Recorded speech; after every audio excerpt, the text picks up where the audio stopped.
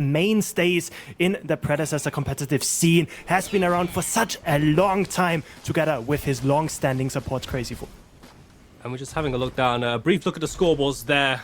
At least for the side of Flow State. Augments, relatively the same. I don't think any surprises coming out there. I know that Simba has opted for the mana converter, so I'll just get a little bit more bang for his buck from his passive. But Spider-Man is back, the enhanced crit shot as well, going to be on that Revenant, and also a return for the Bloodwell and that Colossal Blow augment from the side of Flow State. Didn't quite go through the Professor's side there. Did you catch any of them, Tang, yourself?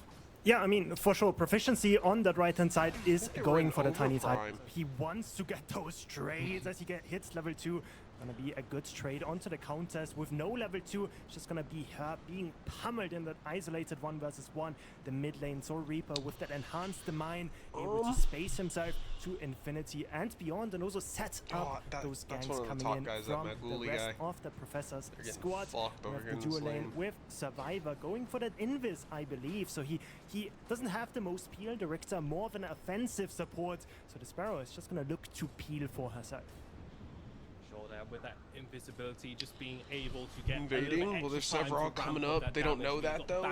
In the previous game, and maybe now Countess is on them. I think they take this. I think Terra and Rampage just fucking. They gotta go for Countess though. Quit fighting a fucking Sevrog, bro. What the fuck? Oh my god! Now there's 5 in your fucking lane, bro. Oh my god! That's what you get when you don't fucking target the squishy. Inside of the river, but Simba's got reinforcements. Soul Reaper throws himself back. The blink, the figure it out. From BKB, Soul Reaper blinks back as well. Might keep himself alive, but the health bars are low. So is the mana. This might just come down to basic attacks, but Soul Reaper, I don't think you're winning this one. He will go back to his jungle. Peak was there, just in case things got a ride. What a start. I mean, just in case it got a right, it definitely did on the right-hand side. Invade gets punished.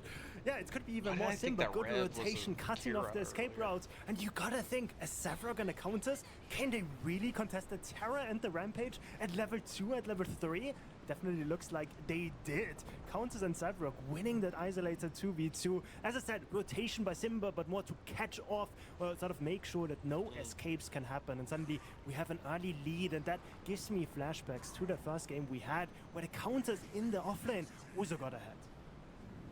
It was one of them picks where we had an opportunity there. I mean, with the Sevrog and the Countess, there was a flex potential. Could have had the Countess going in towards the jungle, the Sevrog in towards the offlane, and also one side of Professors as well with the Terror and the Rampage. Just standing there waiting.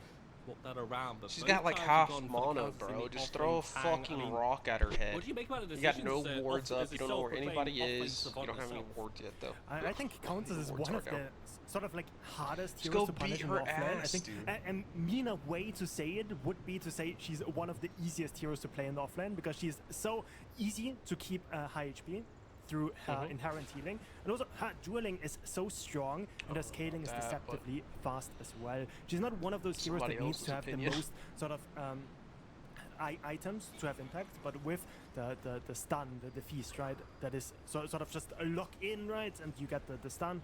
That is one of her strengths. Mid lane Mercy gonna look for the howitzer, no blink up.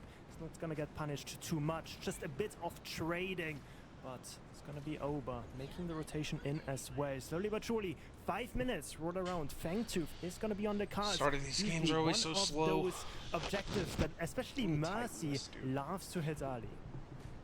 Mercy is really just got his finger on the pulse of the objectives here in the competitive predecessor scene right now. Sorpa going low as he just get caught out to the right hand side of the Fangtooth pit, over having to try and fight it out. So he'll use that reckless assault to reposition, but a pick onto Soul Reaper allows Flow State immediately start with the objective. Have this. Oh, this should go over with no contest. Terra is on the 4 camp. She could peek in, but honestly against 4 people, against Peak with that Mesmerize, against Simba with that Ether Crystal, it's just so hard to get into the pit and then realistically get out or get the steal for yourself, especially with that level 6, that Unstoppable not available quite yet.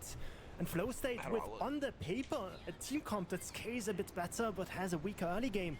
They find the picks that they need. They capitalize on the over-aggression in the mid lane. Soul Reaper caught off guard, did not respect the fact that he is a blinkless in the mid lane.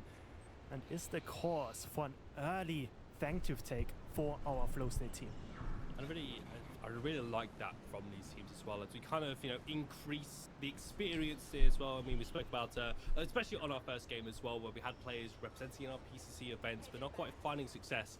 Now we got the teams that have found that success as well, and already you could just start to see a few of the differences, a few subtle changes, how they move around the map, how both junglers look for the mid lane pick before that Fangtooth pit, and then it was just waiting around. Mini Prime's up. Gets caught out as Flow State overstay. Anyway. Should get rewarded for it as well. 3 kills to 0. Mini Prime up in 20 seconds. A solid start, gotta say, for the Dust Squad roster. It's up to Professors to try and even things up. 0-3's hardly a deficit. They did get Fangtooth though. 0-3 and one Fangtooth right? Sucks a little bit more, but it's not the worst thing. They were not able to make it out of groups. Fucking blink, Sparrow down and dead anyway. Dead and blink on. From the mid lane. With that another pick claimed 4-0. Professors, they're reeling and they're not finding a way to strike back. Just the range as well. Simba with that Synaptic Obliterator through the wall, taking the shots and combines in with the burst from Maguli and Peak on that duo lane as well. Beautifully executed. Fucking I don't think Survivor was aware of that one. Graceful hit by another. Mez ultimate starting to become available here. This duo lane really running into some problems already.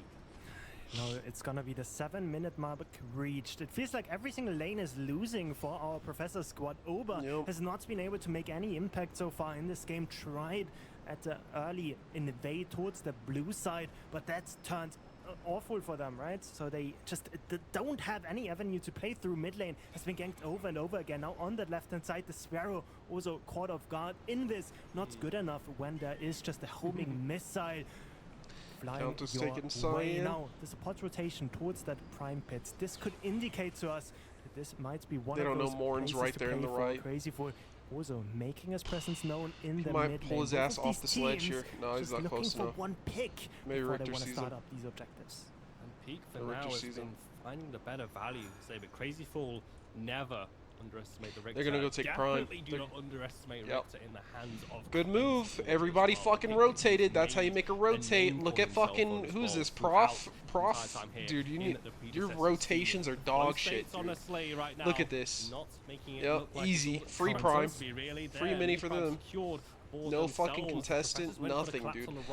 The second it's up, dude, the whole team needs to be on that side of the map, bro. If you don't, again, they get it for free. That's how you get back in the game, dude. That's how you take kills and shit, dude. You can't just let them get that shit for free. Even if you fucking lose your life over it, you gotta go in and try. Goodbye, Reaper. Extended mine, but the extended ultimate range of the Sevrog as well, knocking him in a bad spot. Revenant's gonna ult him. Maguli, though, still chasing.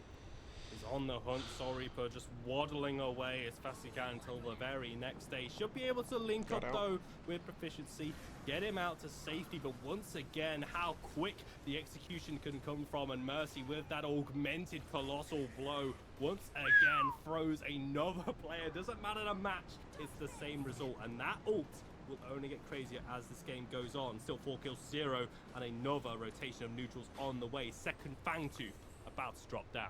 That Sevrog ultimate is not going to be available. Watch, Countess is going to take Portal right here. So this could be one. Mark my words. Oh, she doesn't even take Portal. She's just running straight there, dude, because she knows that Fangtooth is about to be up. And look where everybody else is on the map, dude. Everybody on the orange team is headed straight to Fangtooth, while everybody on blue is just fucking taking their lanes and farming, bro. That's dog shit plays. Yep. And there's a pick. That's a free Fangtooth. That frag down. It's gonna be BKB going in a bit too deep. It doesn't matter. It's a 5v4 now. That's a free. You think it was Glastonbury coming down. What is Terra doing? Terra's their jungler, and she's fucking mid lane, pushing mid lane. Whenever they got fort, yep. Oh my god, dude. I'd be fucking screaming. We said about the Professors here, but right now, Flow State dominating the headlines. So they can't say that they're doing fucking right lane, just right now. Just really clean. Rampage is over there farming right lane. Definitely looks that way. It's so frustrating, far. dude. For Professors, they need to find an avenue. Go ahead and FF. I think potentially it could be the Rampage on the right-hand side. You guys are gonna play like this all fucking game. You're gonna get shit on. Last weekend on Event Horizon, he played the Tiny Titan Rampage in the jungle, and after the mid game, he was just absolutely running over the game with the Ashbringer, able to be the carry that his team needed. Maybe Proficiency can do the same, known as one of the best carry players in the offlane. Even if you lose, dude, lose the fight and everything, or even lose the game, you gotta contest it, dude. You can't just give them those for free. That Tiny Titan it makes you look like a bitch for one, and for two, it can really change how the game plays out for either side if you fucking contest an objective. But Professors, they definitely need to find an answer to this Flow State team that is just slowly but surely bleeding them out. Yeah, well, I guess you could say it's like the team really gets into the flow of things right now. Flow State's really, I know, kind of bad pun and all that, but hey ho, they're 5 kills up. Looking pretty good about it there, but they're still having to make sure that Professors can't find an avenue, can't find something to cling on to whilst the tide turns against their favor right now.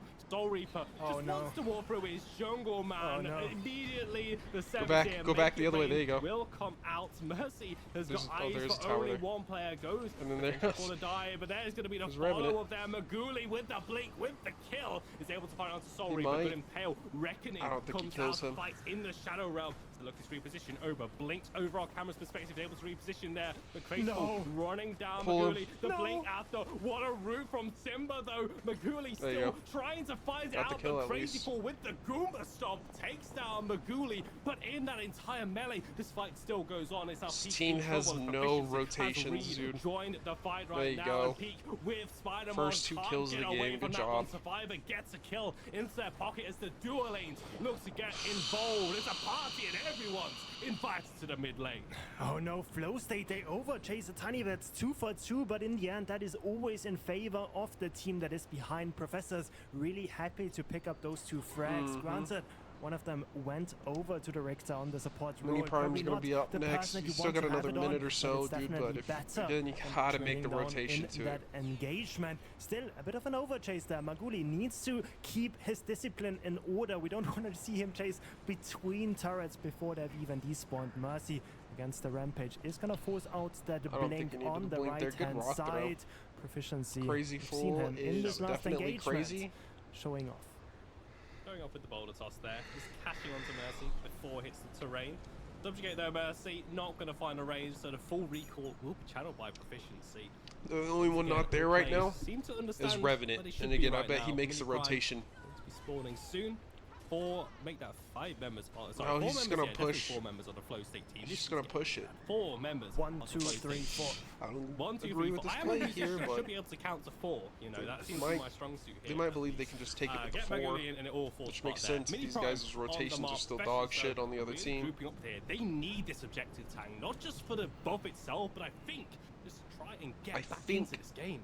One of the many things we talk about on cast is always the momentum as well, and you gotta think when you give over so much, at some point you just have to strike back. Where is the orange team this time? Now it's the orange team not making any rotations. Oh, there it is. That's theirs. Holy shit, they got it. As they pick up this mini prime, it's being traded out on the left hand side for the tier 1. Also some damage onto the tier 1 turret in the mid lane. So in the end, not the worst situation for Flow State, but at the same time, it's an important thing claimed for themselves as BKB. Proficiency not having the blink up. It's not going to be engaged on though. So just boxing it out with BKB, looks to reposition, but Proficiency can't move further forward. The power of the Spectator, everybody's on the right side. That left tower might go. How's he going back for it though? Kind of adapt to that. How many times have they gone a bit over aggressive and caught out by members they just did not know were there? So look at this. Fangtooth. Yeah, I know. They go for the reset there, and Flow State immediately just jump on it straight away. And this will be third Fangtooth points. Well, they need to stop this. They just can't make it in time, and suddenly third Fangtooth just claimed no contest. Flow State, we just said, Professors, they don't want to go into a loser's mindset. They want to trade back when they can. Instead, they're just so late on the rotation, not respecting the damage coming out. That's exactly right, announcer. That can just spam that particle shredder, explode the Fangtooth, and suddenly, even with the mini prime in Ober's hands, it's just no way to contest this team fight. Absolutely not, and that gives Flow State the power, 8% offensive and defensive buffs to their entire team for the rest of the game as well, and that is essentially going to stack though, and Flow State want to make sure that they go feel for the every Howie. single Don't go their mercy going for forward. Richter Cannot find the colossal blow. and Terra. Taking a lot of damage well, from you get Richter anyway, Maguli but will finish off with the obliterate, make it rain from Howie has no mana. trying to throw damage down, but Flow State moving from one player to the next to focus fire proficiency, caught in between 3 members. Soul Reaper though with the R2000 artillery gets the shutdown on towards Simba, but he now needs billion damage. Blinks over, joins up with proficiency. Flow State are now the ones losing health. They need to try and get out of this one peak, trying to get everyone away, and this is what happens when professors are able to weather the storm. They're able to fight back. It's a 1-for-1 support for the mid lane. We know that professors can teamfight, so it's all the more questionable why they gave over the Fang 2 for free. The teamfight did go in favor of professors, honestly. Supports traded for the mid lane, definitely a trade up. They're up 3 Fang 2s now. They got, what do they got? They got movement speed, 50% longer river buffs, as the Tiny Titan just chewing through the front line. So much damage coming out of the Rampage. Has the Tainted Blade complete, goes for the Ashbringer second, so this guy is gonna Who's that one on the bottom? He is gonna hurt, but I say we're waiting for that moment. Professors are waiting for that moment because we've seen it, as you said, Tang, on this channel just 1 week ago with a tiny Rampage running around, biting everyone's ankles, but taking names, getting kills, getting frags, and setting up the rest of the team. And just how many boulder tosses I think that we count there is able to get off in a fight with that Ashbringer on lock. It's quite nuts, I gotta say here, but that's a lot of waiting here. So Flow State feels like they're on a little bit of a timer, but as we said before, they do have a bit of a late game composition, so this one's still a bit of interest to it.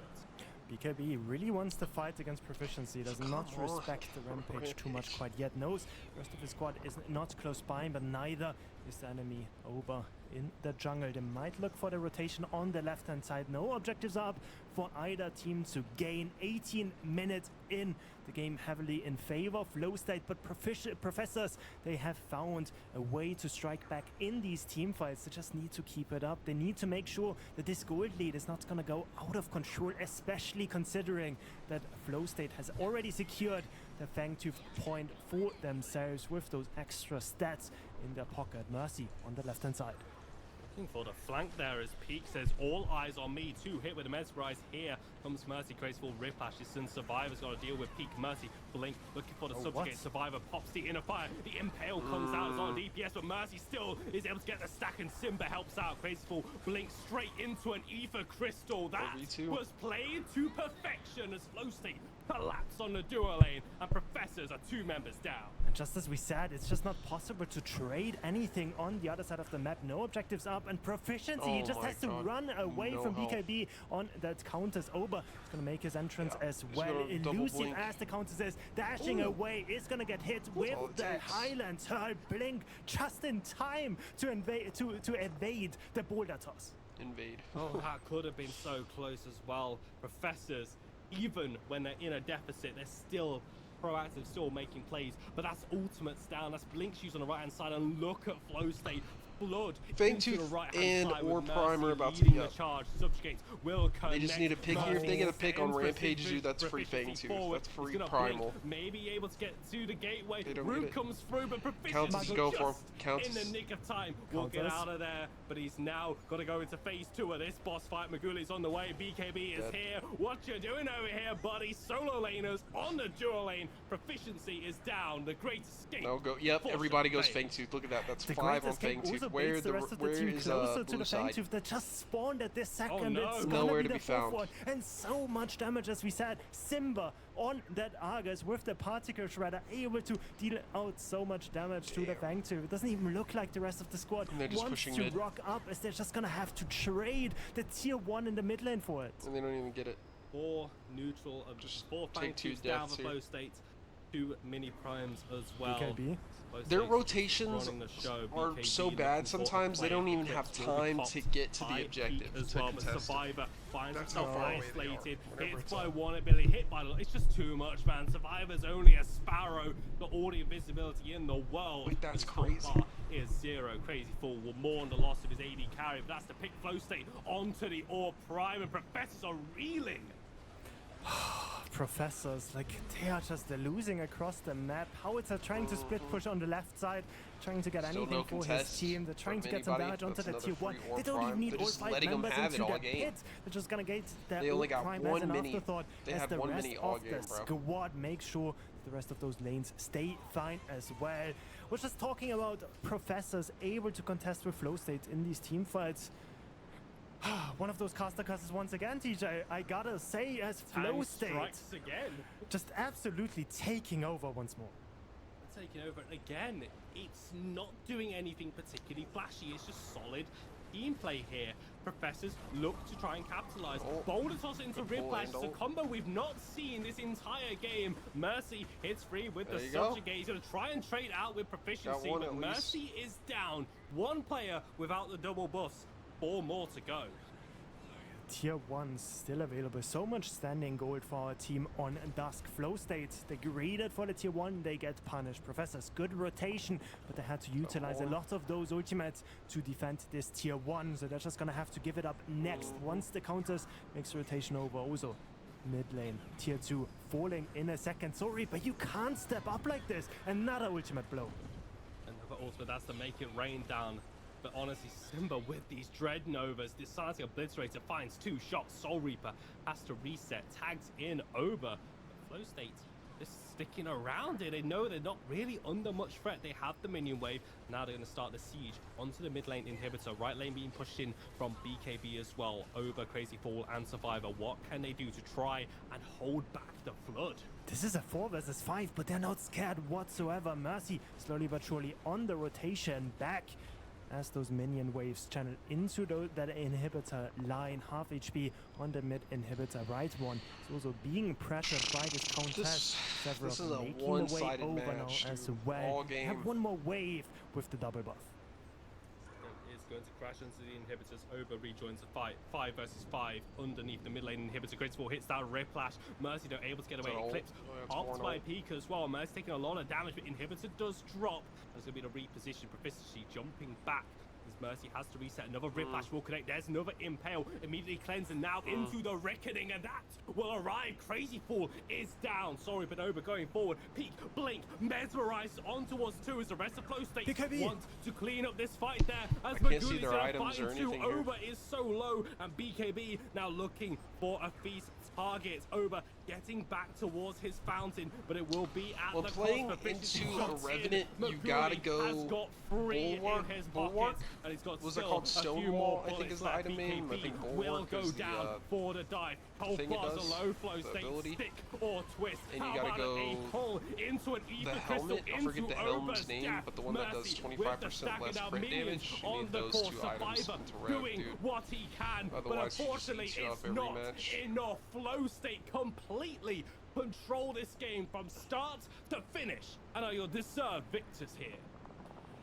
Flow States continuing on the winners bracket while the Professors get knocked down. A repeat of the PPL, the community tournament, as we said beforehand. Professors, honestly, they had their shining moments, but in the end, Flow State just controlling the map to perfection, always finding those picks, especially towards the mid lane. Soul Reaper not getting a second alone in this game, and honestly, Simba with those Argus stunts across the map, just connecting with all of them.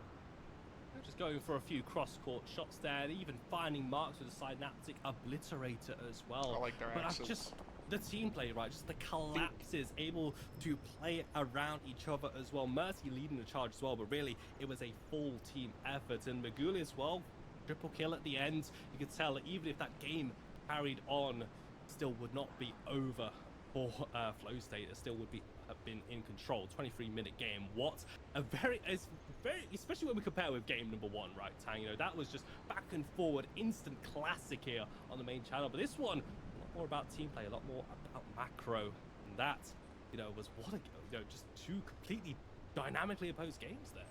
I mean, 100%, and I think, like, Professors, we give them a lot of the benefit of the doubt, right? They are one of our best teams that we have in Predecessor, so them falling sort of is a bummer, right? But we always think that they can make it back, right? Like, we've seen them fall behind so many times. That's why we sort of always inherently think, okay, professors, they can make the difference. They can win the games. But as we said at the beginning as well, Flow State, they are no slouches whatsoever. They got destroyed there, they proved guys. it in this game, Don't worry about it. shutting up the Doubters' mercy once more. This time not on Flow State, not on Leftovers. It's gonna prove his worth once more on Flow State instead. And what a dominant game it was out of them.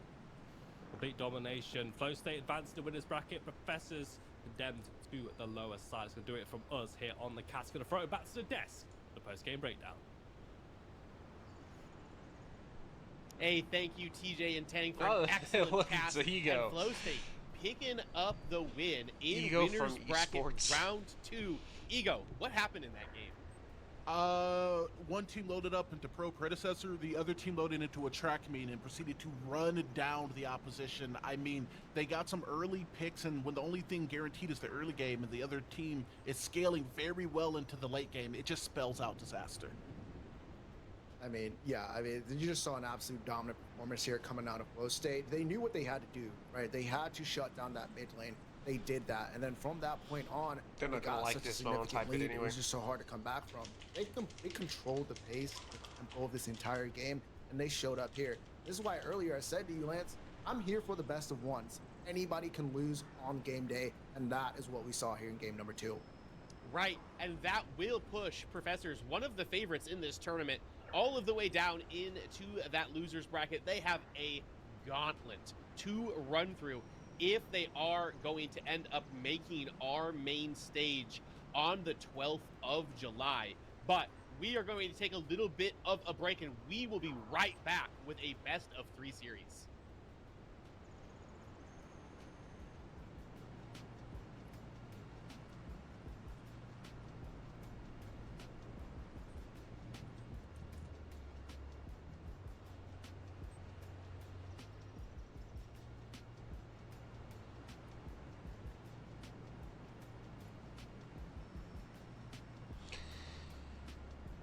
Oh, man.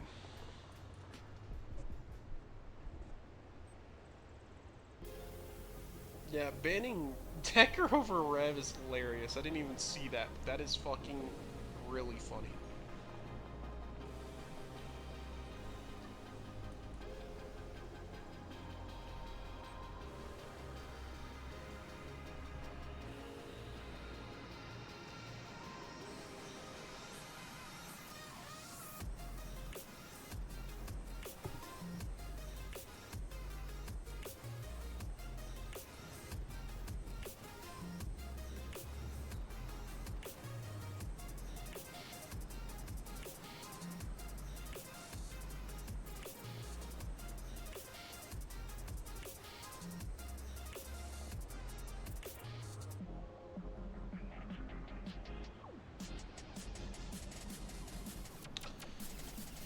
Message.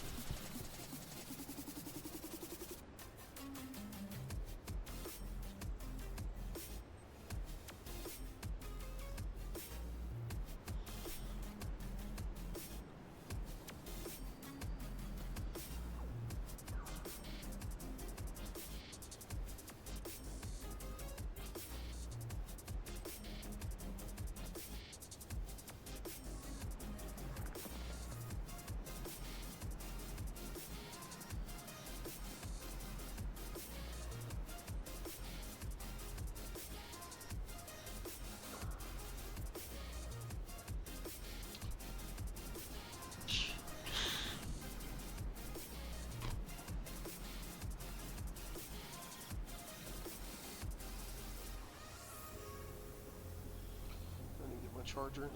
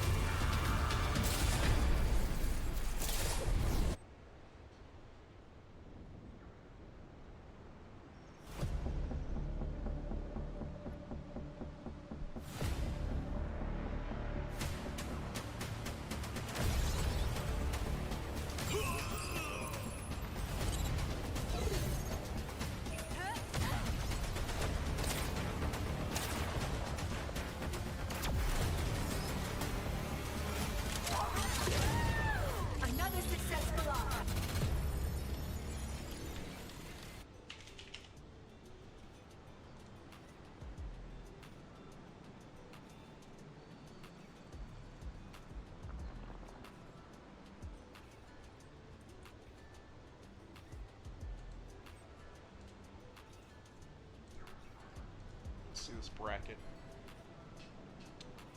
Hot milk. Nice name. Pay your taxes.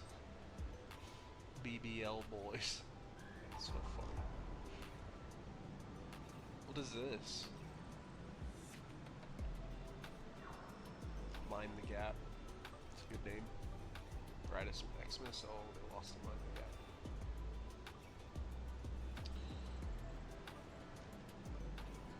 Are we playing these now? Oh, this is the loser bracket. And this is the winners bracket. Okay. Huh.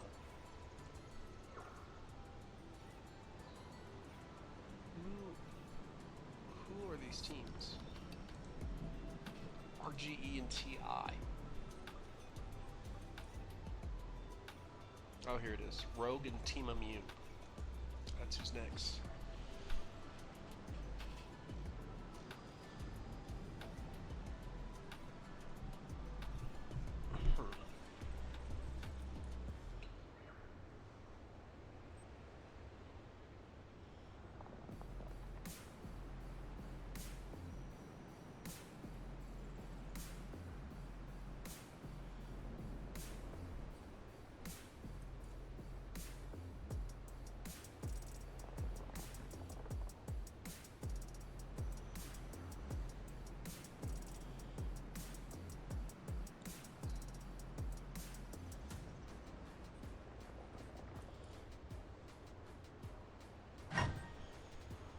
Got an invite.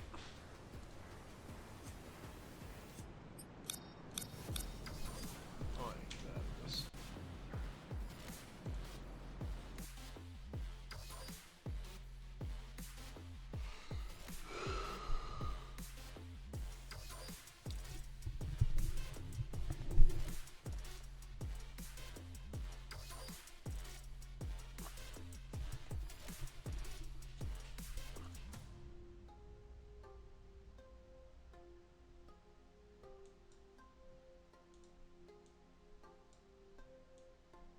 Is this a drop? Let me load it back up.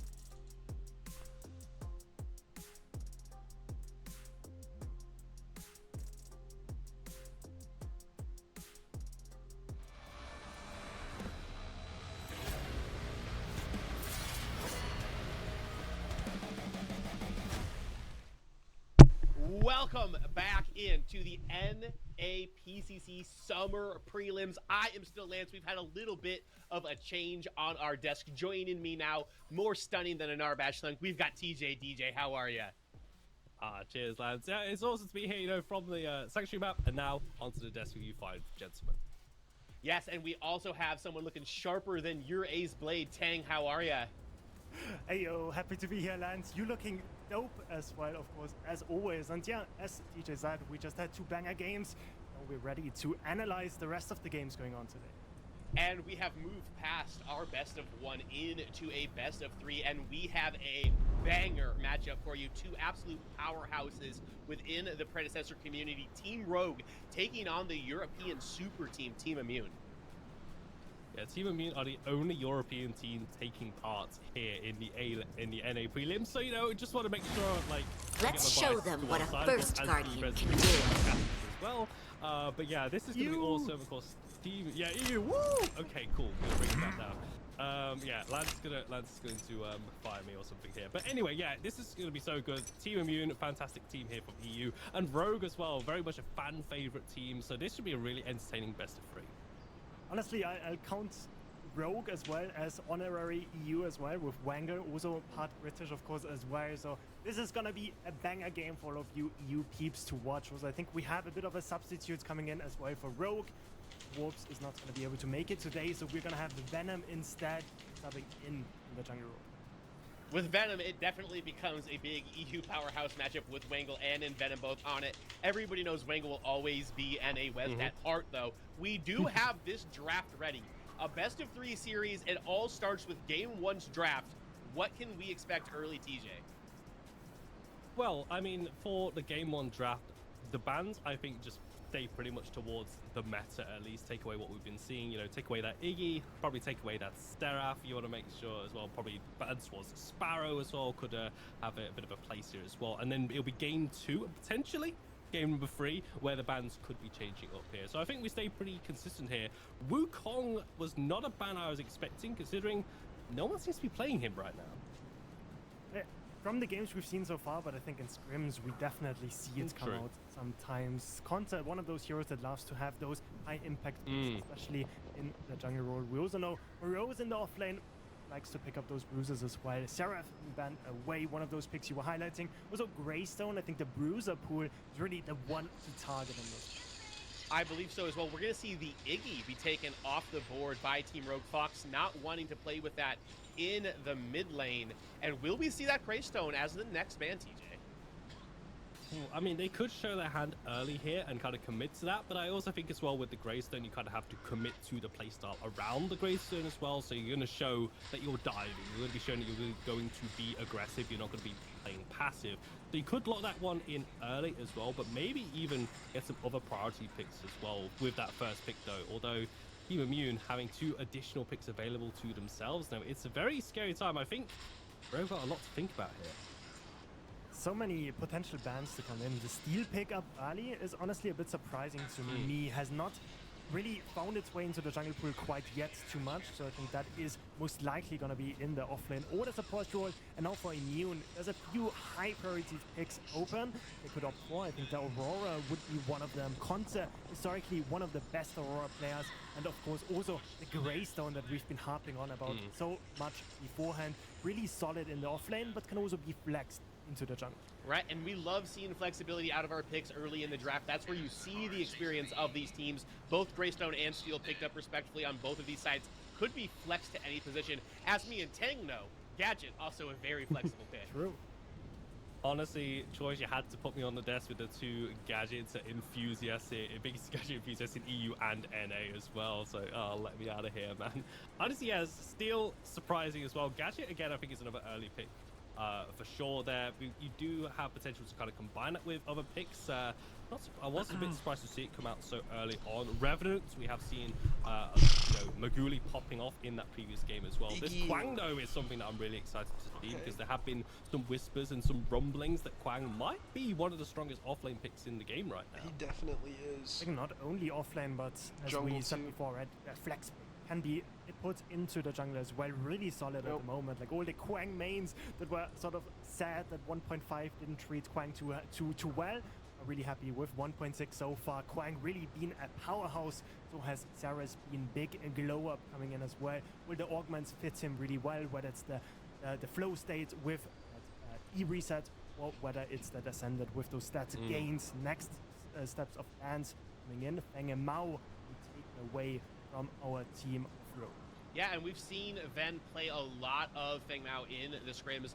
Grim to come through too, and with that Zara's reveal, it does kind of push that Greystone into the offlane for Team Immune. So, absolutely, I think they have got a choice there for sure. I mean, maybe there is a possibility to flex that in towards the jungle as well, have Zaras go into the offlane as well. But that's something that Team Immune can kind of play around with. No, Morose actually quite enjoys the Zaras as well, so he'd be pretty happy with both of them as well. Bans towards the ADC pool, not a surprise. Neft here, got to be the big talisman player for Team Immune, one of the best AD carries that we have in the European scene as well. Going to be on a Twin Blast, so he's going to be feeling pretty happy, I gotta say, to be able to move around, have a lot of that mobility, especially when having to deal with the likes of this tether, of this black hole on top of it as well. There's a lot of pressure on the very immobile Twin Blast and Gadgets to get away from this dive. Yeah, I mean, either they get away or the rest of the squad finds the dive themselves, right? With Sarah's cage maybe connecting onto the rest of the squad. I think, generally speaking, Team Immune, they play with lots of range. I think the Gadget and the TB both can play from further back. Also, the skill shots are not the hardest to hit. Honestly, like, considering the ping disadvantage they hop into the game with, that is a smart drafting choice for Rogue, though. On the other side, Terra, Gideon being picked up. Looks like a really solid front-to-back team. Can do everything pretty well. Honestly, I like the squad on the left-hand side. Team Immune rounding out they get 3 bans? All right, the picks and the bans are in. Both teams looking pretty potent. TJ, tell me what you think about Rogue. Tang, tell me what you think about Immune. Rogue, honestly, I think this is all in on the skirmish. It's all in on the team fight as well. It's a very aggressive. I think whoever's on the left team as well. It would be allowing Haru on that Revenant to kind of just exist in the chaos around it as well. Also has that Reckoning as a bit of a get out of jail free card. How can they imagine themselves our equal? And I think that's let's go gambling. Rogue as well. If they can get that tether into Black Hole, allow this terror to die freely. Target locked. Ready. I think Boris knows no fear. I think the most important one is like how scary it is to actually walk into any dark spots on the map with something like a Morn close by, with the gadget, the Saris as well. And then if they actually don't get the objective set up, if they're not the first into the pit, the Greystone can still get the entrance in as well, has that second life with the Stoneforge Soul. So I think overall, I think both of these teams are actually pretty versatile in how they want to approach this fight. Sure, and we can analyze it all we want. The only way to know for sure who is going to win is to get down onto Sanctuary. So we're going to send it over to E to the second power to F6 and Ego. Gamers! Welcome in to another day of Predecessor Play. It's E Squared, rocking with you. It's your main man, Ego, rocking alongside the man, the myth, the legend, F6. Are you ready for the games? Yes, sir. I am more than ready. Ego, I'm excited, man. PCC is finally here. Summer is here, and I'm excited to see this game. This matchup is definitely going to be an interesting one, and this one is going to play out just being straight fun, straight just gas going to the battle.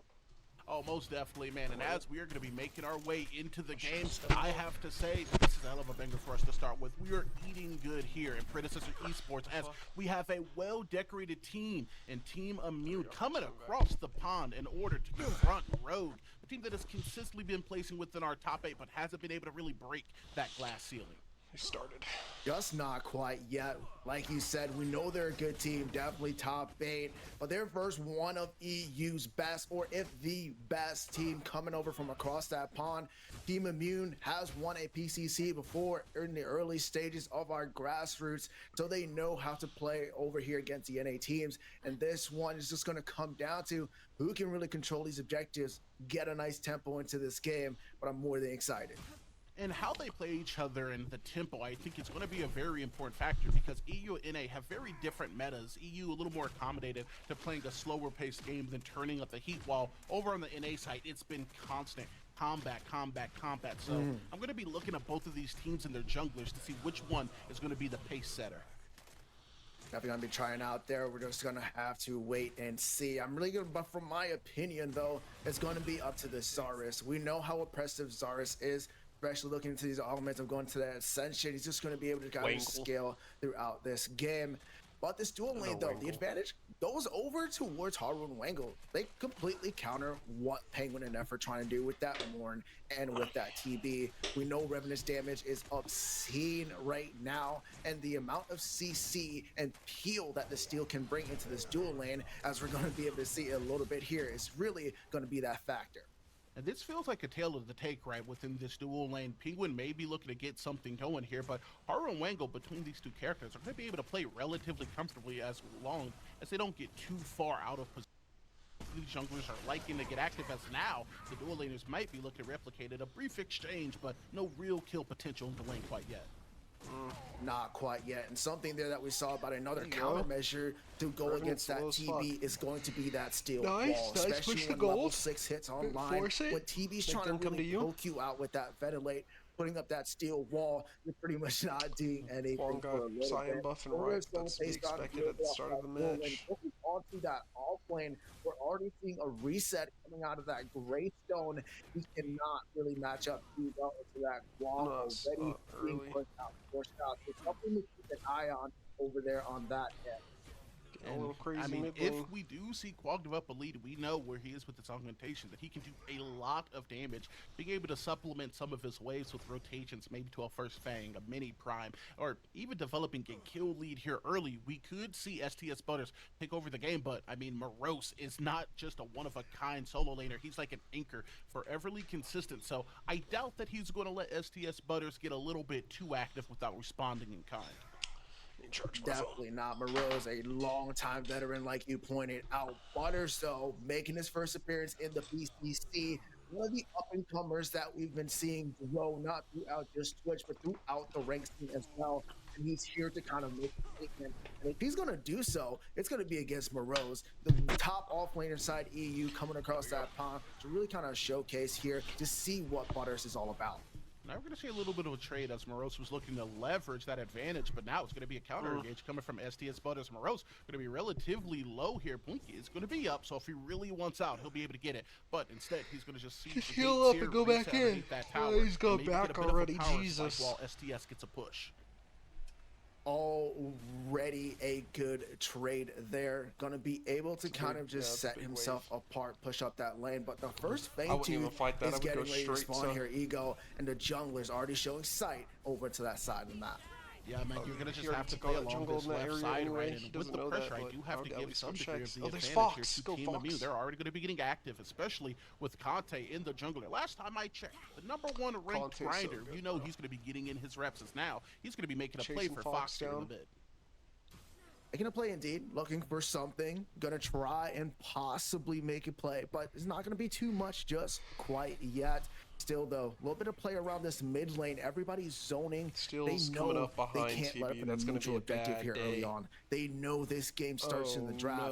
Early game is definitely where you don't want to lose out, because we've already seen that in game number 2 there, where they just lose out in the entire early game, and the late game is just even harder.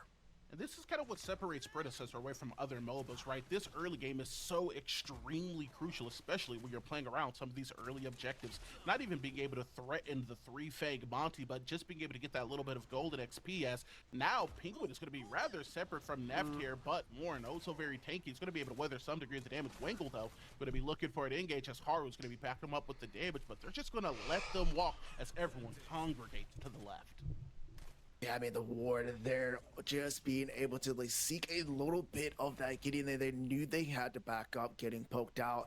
It's a huge advantage going over towards Team Rogue there. They're able to kind of just push them back, take a reset, get some pressure off of that first Fang Tooth, but level 6 is on the horizon. We know you can send somebody to the nether realm here, Revenant. That's going to be very crucial into taking out the jungler here. If he's able to use his ultimate on Revenant, always going to be a big game changer when it comes to securing the objective.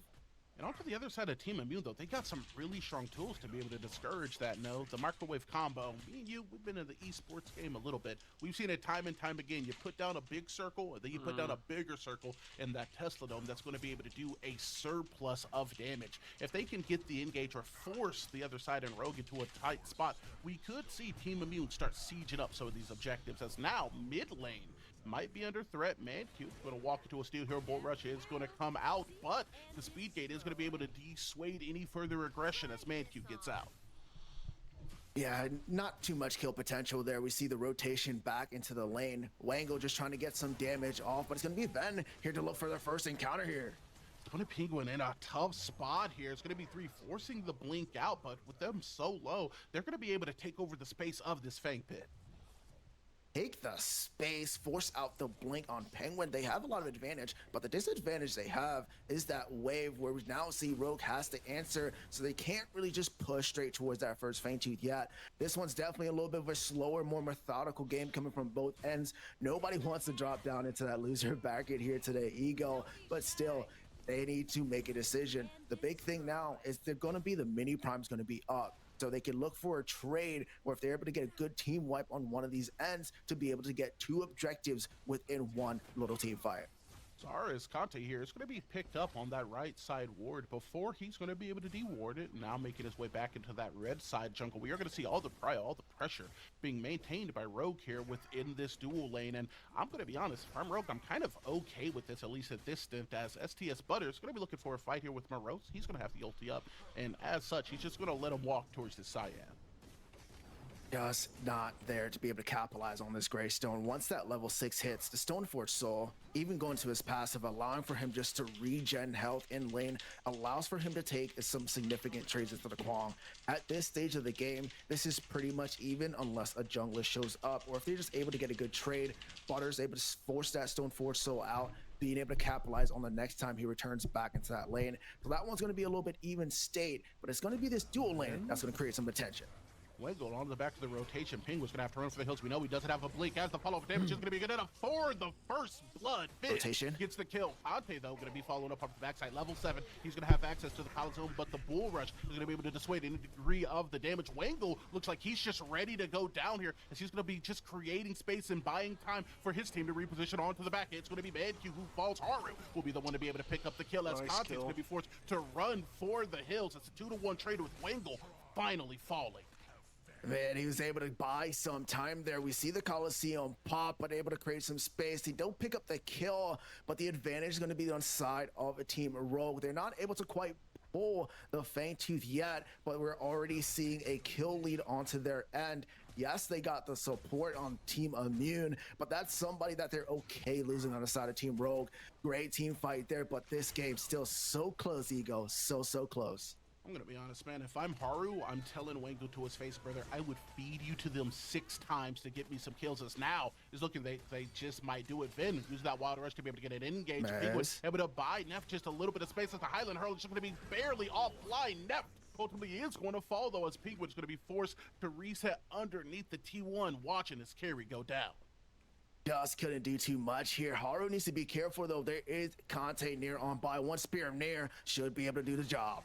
Oh man, onto the backside, it's going to be Haru who just gets victimized. Spear near going to be able to pick up that kill, as now Conte and the rest of Immune are going to be playing for the space, looking that's to how lock you down the contest inners an of this objective pit. right there, though. Bong is coming over for the rotation, but it does look like on Team Immune they're coming in to help, but there's absolute banger going on. Butters picks up ManQ. Of the top side, it's going to be Black Coat. Instantly, the CC is going to be able to knock him out of it. Else. Fox, Conte's more than fighting enough 1v4. to dissuade Penguin, as it's going to be the opposition here. Conte's And Conte is going to have to face down the 3v1.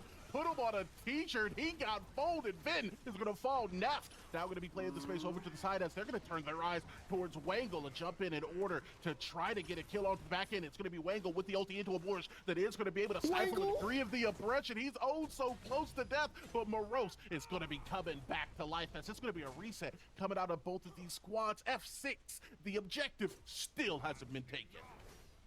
Still stands indeed. Wangle cannot keep getting away with this, Ego. My man is living on 1 HP in a dream, but like you said, the Fangtooth is still up and at him.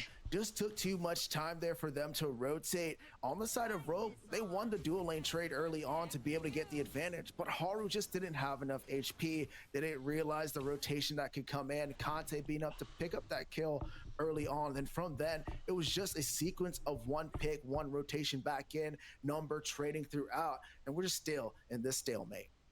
I think there's a verb for the action, you know, within the community that Wangle's been taking part in. He's wangling on him a little bit, man. Just barely able to survive, but provide a lot of value through steals and 8cc. And this is what you like out of this pick. All I need for you is to be level 6, Bull Rush and Shield Slam, and provide us a little bit of space so our damage healers can do the job. Eclipse is going to be utilized, though, as now Fox is going to be looking to rejoin his team. That Fangtooth going to be at about 3,000 HP, but Vin is going to be resetting off to the backside. Penguin going to be dropped down on that threshold, as Conte is going to be able to bring down the Dome on top of it. Wangle is in the microwave, and that boy is cooking, but he's not going to be quite done yet. It's going to be an engage onto the backside, as Neff is going to be able to easily pick up the kill. The team fight split into 2 pieces. It is going to be health marks broken into 2, as Fox is going to be at about that 50% threshold. STS Butters has entered the chat. Morose has made sure Haru left it.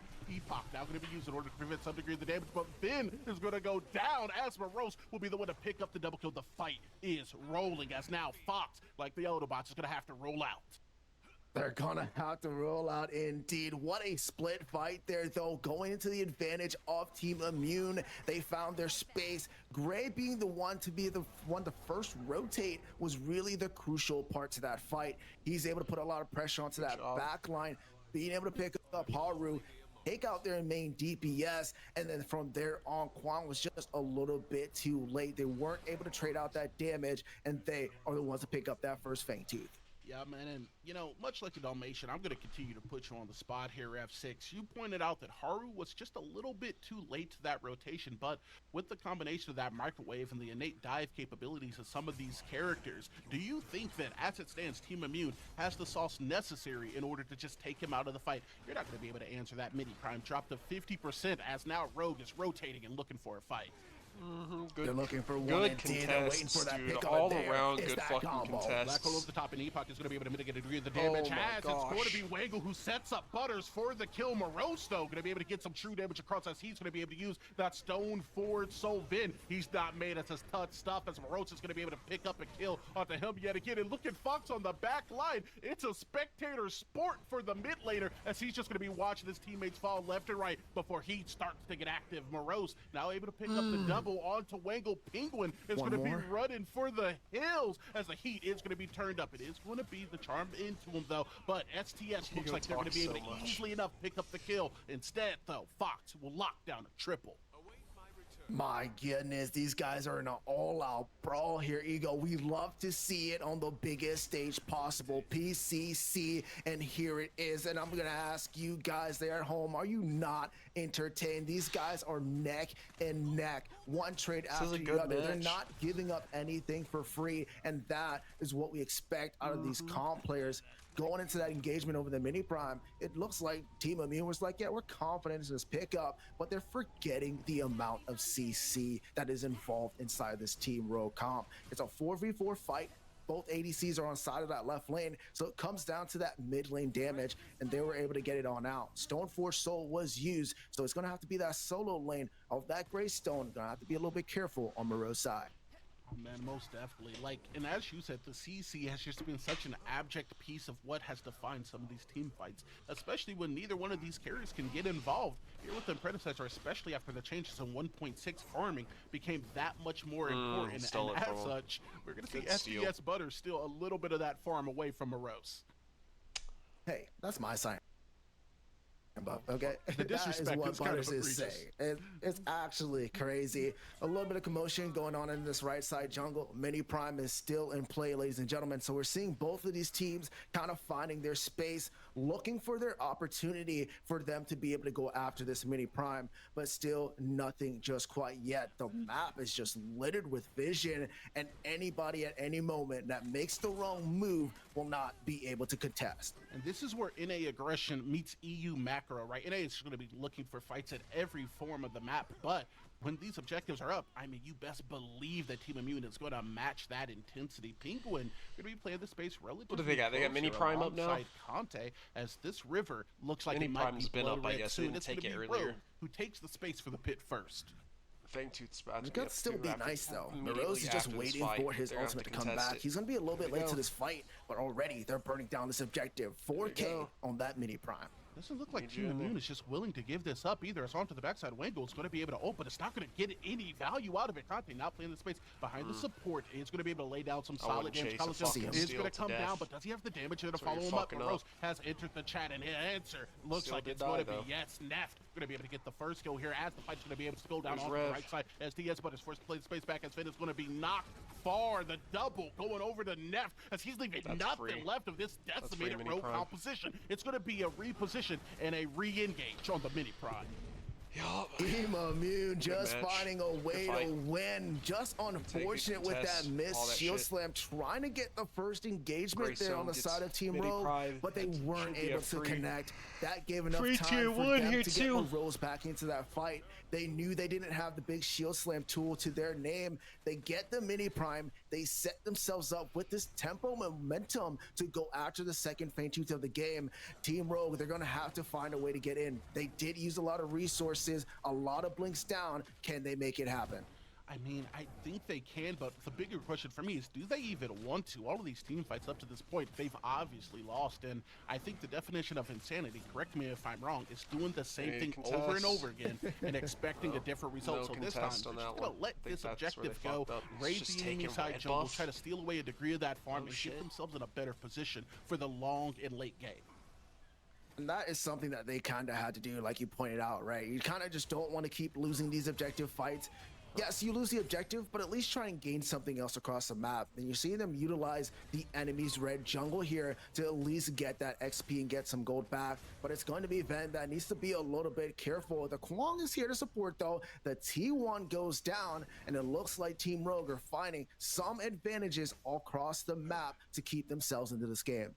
I just want to like expand on what you said, right? Because I couldn't agree with it anymore. If you lose something at this degree of play, you have to be able to get something back. And, you know, getting $20 on Rogue's part, that feels pretty good.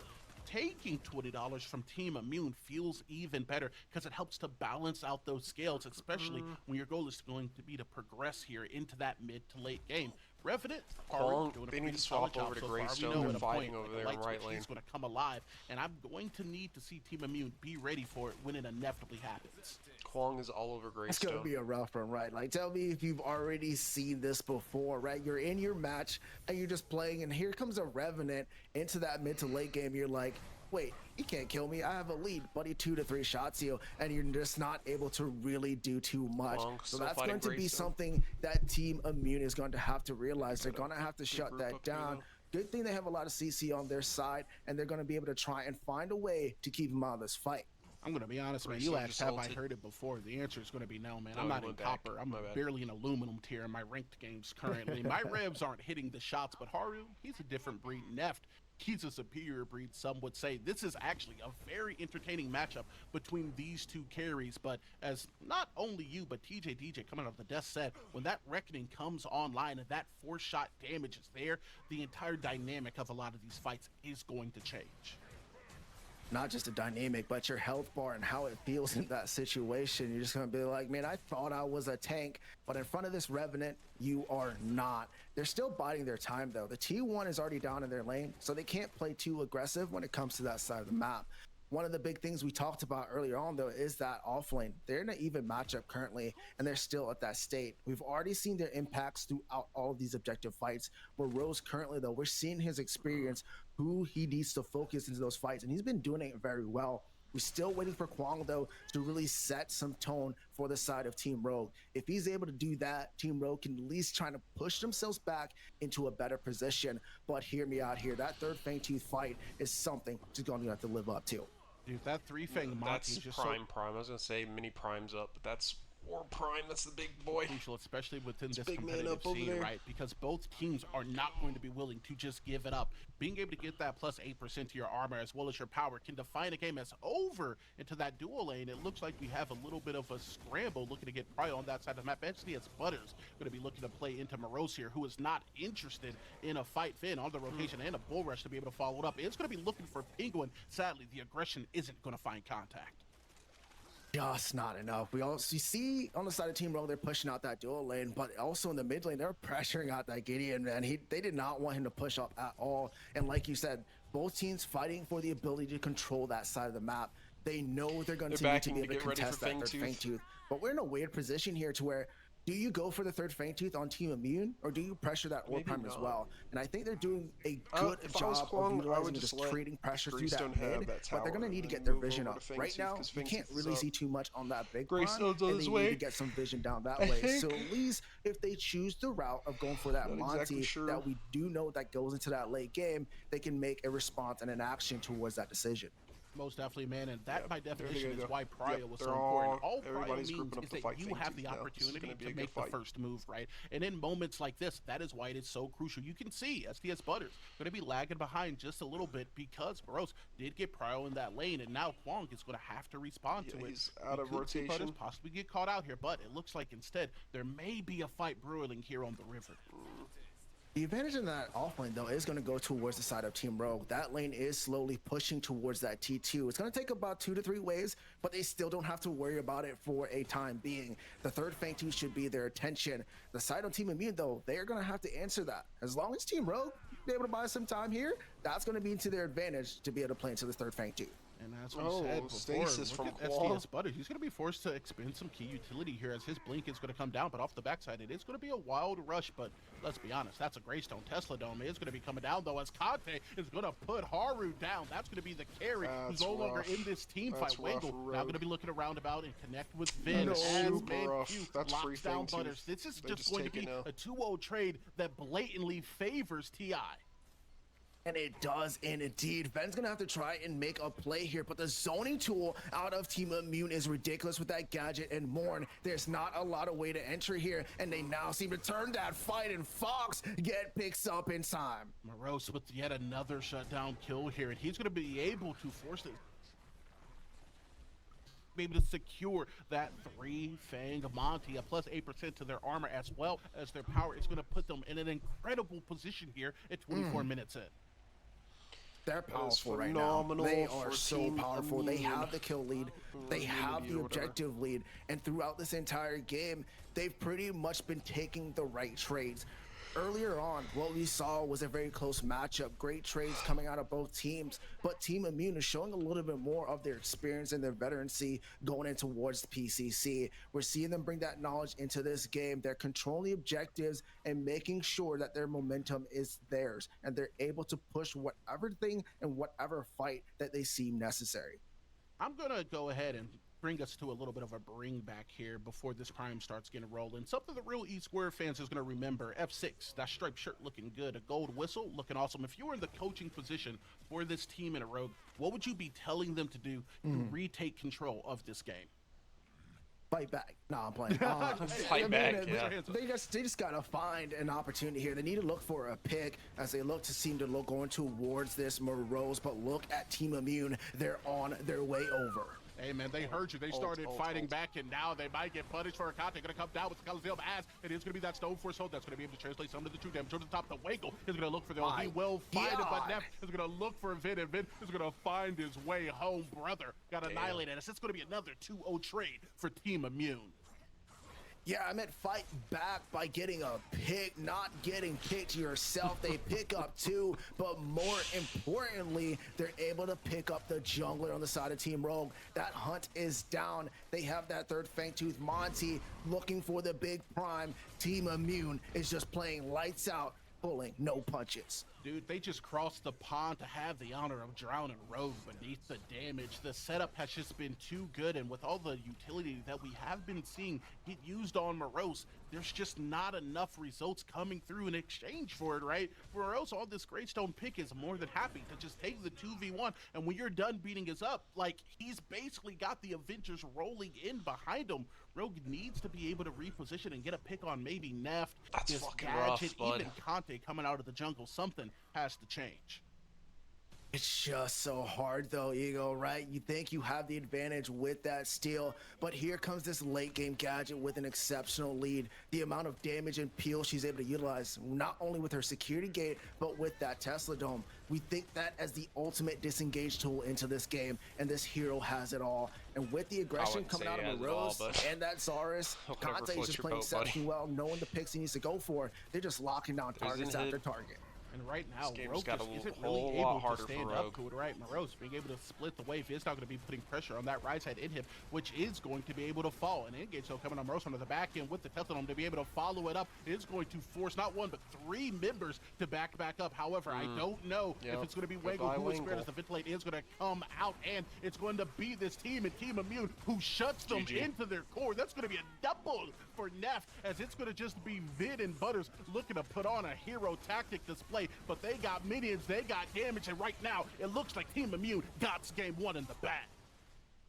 And they do secure it there. Ego, what a kind of tail sign from Team Immune saying, hey, we are not NA, but we are here to play. While we're waiting for this next game to load up, from Team Immune, they control the objectives. They control the tempo of the game. They did not let Team Rogue find any opportunities inside that matchup. And from that point on, they just knew what they needed to go after. And once again, Team Immune is at the top. That kind of felt like a classic EU game, right? As you said, they just controlled every facet of the game, early, mid, and late, and they were able to close out in convincing fashion. It is going to have to be Rogue who makes some changes to either their composition or their game plan. That being said, I'm excited to see what comes next, but not as excited as I am to see what the desk has to say as we send it back to them. A thank you very much, Ego and F6, for that wonderful commentary. Team Immune proves that ping is no thing, and they take game 1 in this series. TJ, what'd you see? Well, I saw, as Ego and F6 were saying, it was a control coming out from Team Immune throughout this game. They were able just to leverage their advantages. They were able to get those neutral objectives and ultimately just build themselves up slowly. Bit of a slow burn game, but still, Team Immune looking good. Slow burn is a really good way to say it, because the first objective took so long until it was actually taken. I think we had the crests already available. I think that was where one of those outplays happened there as well. So definitely Team Immune controlling the pace of the game, not giving Rogue anything to accelerate the game forward. But this is a best-of-3 series. We are in the winner's bracket, round 3. What can Rogue do to save this series and stay on the winner's side? So I think the main thing for Rogue here is to really try and play on their own tempo, try and play on their own games as well. Do not let Team Immune get any control of this game, because once they have those advantages, once they have those leads, they don't look like they're letting go. So throw a bit of chaos in there, throw a few curveballs, and try and catch Team Immune off guard. I think that's probably Rogue's best shot in game 2. Yeah, I think what they should also look for, I think, for Rogue, they had a few moments where they were actually in a prime position to get the Fang Tooth, to get the mini prime, but they were so indecisive, never really springing the trap, always going for the 100% play, always going for the turn, instead of just flipping it sometimes. A 60% play in an even game state is still gonna mean that you're winning in the grand scheme of things. So for Rogue, I think it's time to sort of lock in. They definitely have it in the bag if they put their minds to it. I wouldn't be super worried as a Rogue fan, but at the same time, this Immune roster as well, looking hot. They are looking hot indeed, and we'll have to see if they're able to make those adjustments that we are talking about for game 2, or if it will be the last day of PCC Summer Prelims Day 1. We're going to take a short break, and we'll be right back with the action.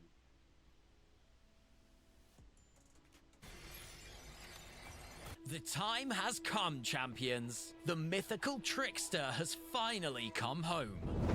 Prepare for chaos. Wukong is coming to Predecessor. Wukong is an agile, elusive, and deadly fighter whose fate was forever twisted after learning the true nature of his beloved teacher, Feng Mao.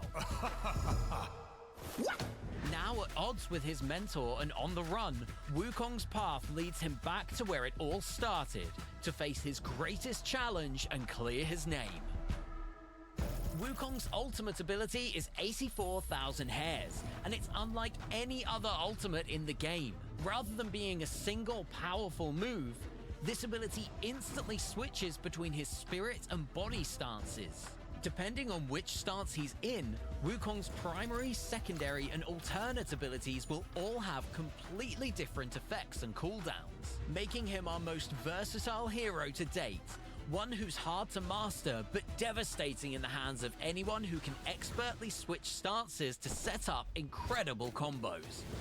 Wukong also has access to his ultimate from level 1, and it comes with a powerful passive. Every time Wukong damages an enemy, he gains a stack of hair. At 5 stacks, a clone is summoned and the stack resets. Wukong can have up to 2 clones at once, increasing to a max of 5 as he levels up. The clones attack your enemies too, so try to stack them up before diving in for maximum damage. Wukong's primary ability in Spirit Stance is Cloud Walker, where he summons a cluster of clouds beneath his feet for a short duration. Wukong can walk freely along the clouds in any direction, enabling him to traverse terrain of all kinds to seamlessly maneuver around the battlefield. In Body Stance, This ability switches to Pole Vault, where Wukong launches himself in a direction of his choice and gains extra attack speed for a short duration. Both of these abilities synergize incredibly well with Wukong's secondary ability in Body Stance, which is High Impact, where Wukong crashes down to the ground with his mighty staff, dealing physical damage to all enemies in the vicinity. The longer he falls, the more damage it deals, up to a limit. So combining this with Cloudwalker or Pole Vault is a great way to maximize his damage output. In Spirit Stance, Wukong's secondary ability becomes Cycle Breaker, where he spins his staff at ferocious speeds, destroying incoming projectiles while granting extra damage reduction for a short period of time. Then he hurls his staff forward, dealing magical damage and stunning the first enemy it hits. Come back when you're ready to fight. Wind Surge is Wukong's alternate ability in Spirit Stance, where he dashes forward, piercing through enemies, dealing physical damage and slowing them briefly. In Body Stance, this ability changes to Force Push, where Wukong drives his staff forward, pushing all enemies away, dealing physical damage and slowing them for a moment. This ability is great for creating distance, or when used at the right time, countering enemy abilities by shoving them out of range. Wukong's passive ability is Somersault, which enables him to jump again in mid-air to perform a double jump. Not only does this give Wukong an impressive amount of mobility, but it also combines perfectly with Cloudwalker and High Impact. Try using Cloudwalker to run up into the air, double jump with his passive, and slam to the ground for maximum damage with High Impact.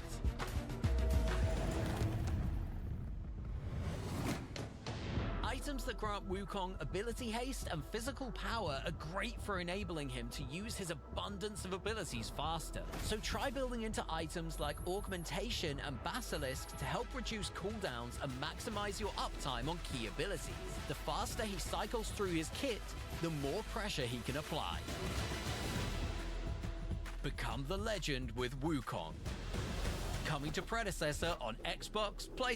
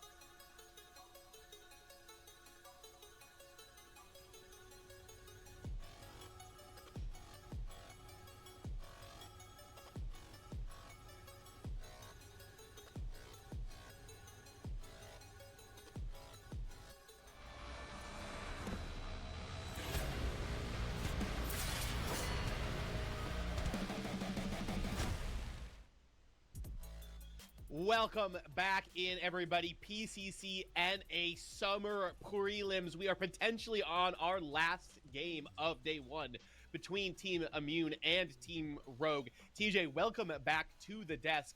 Do we expect to see anything different in game two? Well, hopefully it might be maybe speeding things along a little bit. I mean, I said it was a very slow burn of a game, honestly, and there is a little bit of ping difference there, but it turns out for our friends over in EU, there was a delay in actually starting to play the game, right? It was such a slow early game from both of these teams here, so honestly, that's just change that. I think we should be good. Yeah, I mean, honestly, like I just slid into their DMs. I told them, okay, Fangtooth spawns at 5 minutes, Mini Prime spawns at 7 minutes. I think Neft, Venom, all of them should know now. So I think in that second game, we're going to have a bit of a faster early game, hopefully. And I really want to see both of these teams sort of capitalize on the advantages in the early game to leverage it into getting those objectives, because that's exactly what we have not seen in this first game. I don't believe you, Tang. I think we're also going to have a slow start to this game, but we do have our picks and bans ready to get into. Will we see a change up in the early bans from Draft 1? Oh, okay. So with the bans, I don't think we changed too much. I don't think there was anything that was kind of screaming out to me, oh, OMG, we need to ban this out. The Greystone potentially being up, maybe a factor to be considered. The Wukong still being taken away, as Tang so eloquently put it before as well, is that Wukong has been playing a lot in scrims. There's a lot of just kind of respect shown towards it. That's why it's not going to be shown here once again. But I don't think they need to change too much. I think this is just mostly playstyle. Mostly playstyle. I think you mentioned the Greystone. I think the Saras could be one of those picks to be banned away as well. I think the content that Sarah is always able to dive into the backline, and then I think we saw it in this game quite well, right? The Tesla Dome together with that Colosseum wreaked a lot of havoc in that last game. But so far, we are just gonna see the same bans coming in. The Seraph being banned away, the Iggy not making its appearance quite yet. Greystone finally gonna open up this offlane pool a bit more. Gonna make sure that Morose is actually, it's gonna be Immune banning that away, so it's actually gonna go onto Rogue that they are not able to pick up the Greystone for themselves. Yeah, don't want to first pick that. Morose may not have the answer in his pocket for that Greystone. First pick coming through from Rogue here, and a lot is available to him. They can go that ADC route, or they can rinse and repeat, pick up that steal for Wangle again. And very much like before, it's a surprising one. I probably think there's more priority picks here available for you. Steel as itself is like, it's just such a good flex pick. So obviously you're not showing your hand too early, kind of inviting Immune to get some heroes on the board first before they do. But the problem is though, right, is that you run the risk of this happening as well. Like the Gadgets Colosseum into Tesla Dome was so much of a problem in Immune. It's like, run it back, run it back. And we saw that Mankyo on that gadget, right? Like he got ganked quite a bit in the early game, but it didn't really matter with that AP stacking that she has in her base kit. She is doing fine as long as she stays relevant to the game. The Fang ban this time around is not going to come in time with it being picked up for this Rogue squad, most likely going to be in the Venom's hand, and the Sevrog as well being picked up. So a lot of bruisers, a lot of tanks now in this Rogue roster. Yeah, Rogue picking up a beefy frontline for themselves. We'll have to see if Immune goes the route of getting some shred. They already have that from the Tesla Dome, but they're going to pick the Twin Blast up. Yeah, Twin Blast taken away just before that next ban phase as well. So now Immune hitting that ADC pool as well. Get the Sparrow out of there.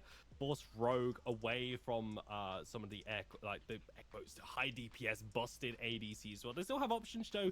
Kira, Murdoch, Drongo could all be played into the situation. Rogue respectfully taking off the Morn from Penguin as well. So we're seeing a little bit of adaptation from game number one, but nothing too crazy just yet. Yeah, not yet. I think the Morn was quite a problem actually on that lane on the left-hand side beforehand. I think Penguin, one of those players that has a very wide champion pool, but realistically you don't really want to pick the Richter into a steal. Going to be forced to pick it regardless. Could still be flexed into the jungle role, of course. That is going to go over to the side of Immune. I think at the moment, those melee supports are actually proving their worth quite a bit. We've seen sort of the tendency of teams to pick them over those ranged supports. And we're going to cap the draft off for Team Rogue with the Skylar and the Argus. How does this affect that composition they're building? So with this right now, it's purely for safety, right? So you've got your front line secured, you've got your engaged support sorted. So now it's like, okay, what about our ADC, right? Because you got to deal with opposing threats as well. What if the front line falls? What if the engage doesn't work out? Take a Skylar, aerial assaults, gets you out of that Colosseum, could get you out of the firing line of that Twin Blast as well. Argus on top, Ether Crystal can throw down that little bit of wall by some time here. So I really like this approach here by Rogue, just to go for safety rather than just kind of keep putting all their eggs into that hyper aggressive basket. Terra gonna be picked up by Immune to finish up their draft as well. And yeah, as TJ was saying, right, like this looks like Team Immune, they kind of picked the same stuff as they did in that last game, only the Terra is different, but and the Rixter, of course. But for Rogue, it's gonna be a whole different story because they don't have sort of a team that wants to go into them, and they have so many tools to escape the Colosseum with the Steel being able to bull rush out, the Sevrog knocking the Ceres out of the cage, right? The Argus as well doing the same, right? And yeah, Fang Mao dashing out, right? So I really like the draft adaptation coming out of this Rogue squad. I am a fan of it as well. However, it is time to get down onto the map and settle what it is as we get serenaded by the sweet sounds of F6 and Ego. I'm back. It's fucking warm in here, bro. Gamers, welcome back, welcome back. Backs against the wall here for Rogue, as they are going to be one game down to Team Immune, who took game one in convincing fashion. It's E-Squared hanging out with you on another PCC day. Excellent predecessor play, ready for you. F6, are you ready for the game? I'm excited, man. We're here again. Game number 2, like you said, Rogue backs against the wall. But I mean, I don't know. This team comp is looking a little bit more spice, a little bit more in my favor here for them to be able to come out on top. We're seeing a little bit more of a rerun here when it comes to that Coliseum Tesla Dome combo coming out of Team Immune, but we might have something on their hands here. Butters piling that Sevrog, something I think is going to be a little bit more impactful going towards those team fights against those objectives. I mean, I think it's literally going to be more impactful, right, with that colossal blow, but I do kind of have to agree with you. I like to be the, contrarian at times, but right now, this composition for Rogue just looks really solid. Like Tang said, coming out of the desk, they just have so many ways to get out of the best thing that TI has going forward. And that's going to be that microwave combo between Gadget and Zarus. You're just going to have to play around it, but they're going to have to make sure they get that cage out of there. They're going to have to execute, and that's really the name of the game here for Team Rogue on game number 2. Execution is key. They cannot let Team Immune just run away with the game and play their own style coming over here to your battlegrounds. But we have a lot of time to see how this one plays out, Ego. The more question I have for you, man, is what team comp are you favoring heading into this game, especially if you look at it all around? There ain't no way you just did my thing that okay. I'm gonna be honest. I really do like Team Immune's team composition if they're allowed to play like Stardew Valley, right? A lot of farming within this early game. I like Rogue's composition more if they're on a more of a Tetris angle. Square up. Everyone needs to be fighting, looking for picks, and then establishing an early lead. And depending on which one of these compositions able to get what they want, I kind of can go either way, but I'm not going to go halfsy. I'm going to just say it. I like Rogue's comp just a little bit more.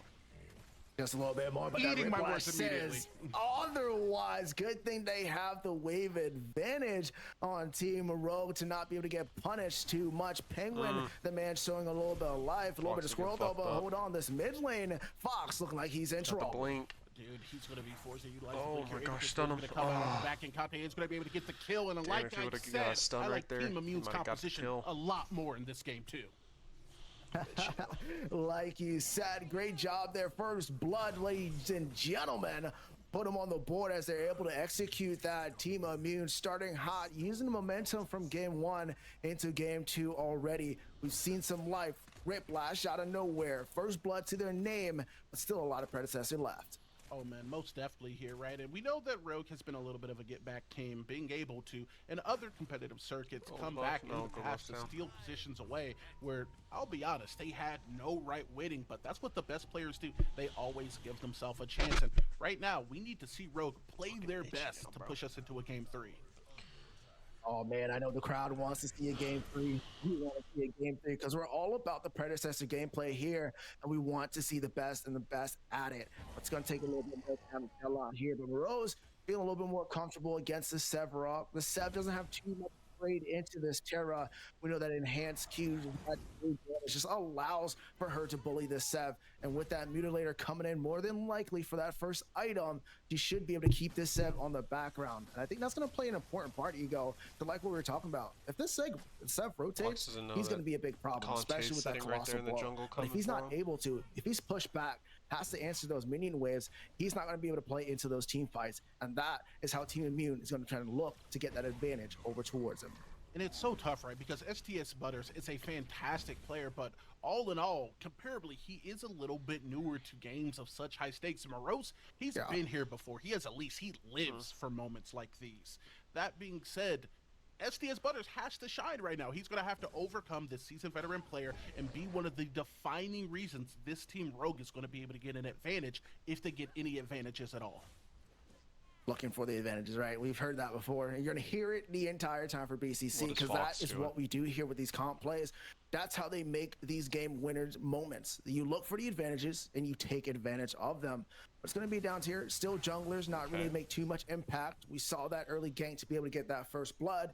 Still just nothing quite yet, as it does look like Delgante looking for something else back into there. But Fox is going to be smart to get himself back a little bit towards his Fang Mount to be able to get some trades in. First Fangtooth is up. We're looking for an advantage here. Mid lane still even. Dual lane still even. Both of these teams just trying to find that mark.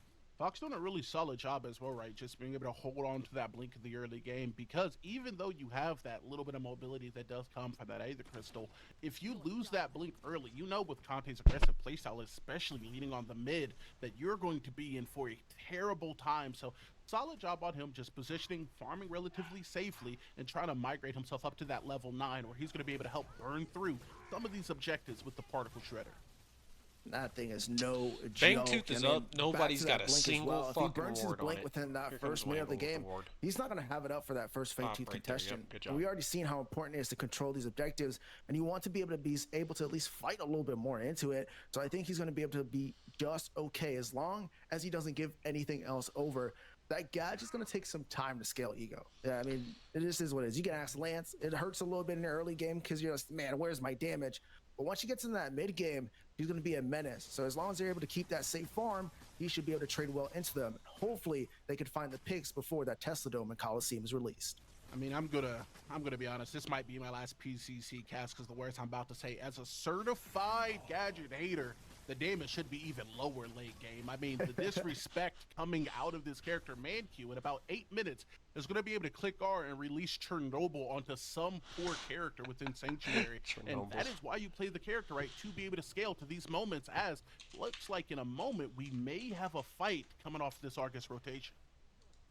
They're going to be smart here. Look at that. It's going to be mini prime that the Team Immune chooses to take first, trying to get the advantage and keep it into that off lane. They're going to give up prior, though, for the first Fangtooth, but you can already see the contention here, putting pressure on that Sevarog, and now this opens up to get the timers for that red side.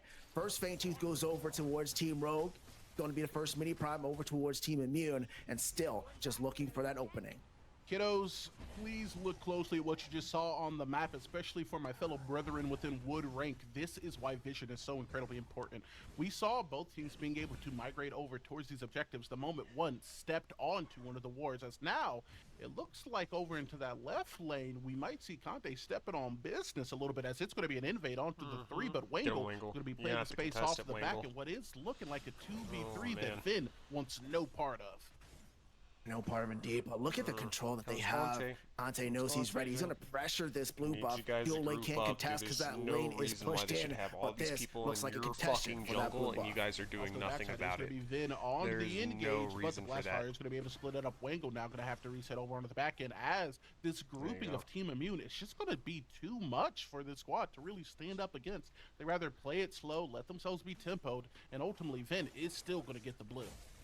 Nice. Yo, Ego, that's a lot of work for just a 3 camp. I mean, they pressured out, but they still were not able to get the blue buff. But still, you can already see the confidence from Team Immune. They know they have a game to give away. They're not going to release any pressure from Team Rogue, but they're going to say, hey, you're going to have to fight for this game number 3, and so far they're being successful. Morose, though, having a field day inside that off lane. I cannot wait to see what this man does with this mini orb prime. If he's able to get as much as 2 to 3 plates off this T1, that creates such an advantage early on into the game, especially with that second Fang 2 spawning within the next 2 to 3 minutes. F6, man, I'm gonna keep it a buck with you. 100 pennies, 10 dimes, 20 or so nickels, some would say. That 3-camp invade was about sending a text, dude. They just wanted to get the message across that we are going to be playing aggressively into you all throughout the game. And Rogue kind of just backed out. They were like, hey, we stand to lose more than a 3-camp here. Let's not risk it. Let's get our, selves comfortable within the mid game when we have voters more included, when he has those shoulders a little bit bigger, and start taking wins there. Until then, it does look like TI is comfortable within this early game. Very comfortable indeed. I'm going to go back to your point here, waiting for Butters to make that impact on the map.